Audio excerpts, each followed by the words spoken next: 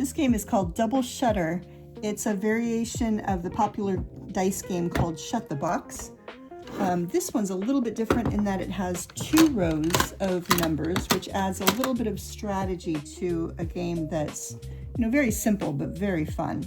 So this game is perfect for kindergarten to grade 1, but honestly, I find that even older kids and adults like myself love this game. So you have 2 dice, you roll the dice and get the total. So I got a 7. You can either knock down the 7 or any numbers that add up to 7. 5,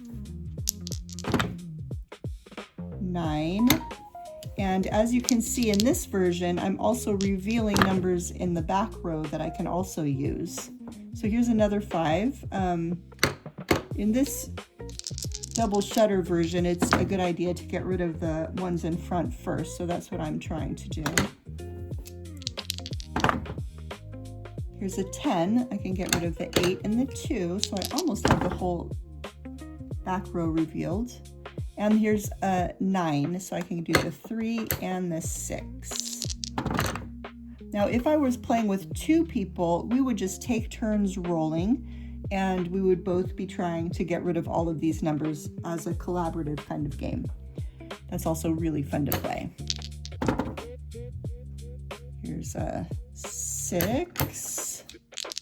This is where it starts getting a little bit tricky. Here's another 6. Oh, I'm sorry, that's an 8. And a 12, 9, 10, 11, 12. Ooh, these are gonna be tricky. So now I got an 8. I can't do an 8, so my final score is 6. And in the next game that I play, my goal would be to get a number even lower than 6. So that is how you play the double shutter game.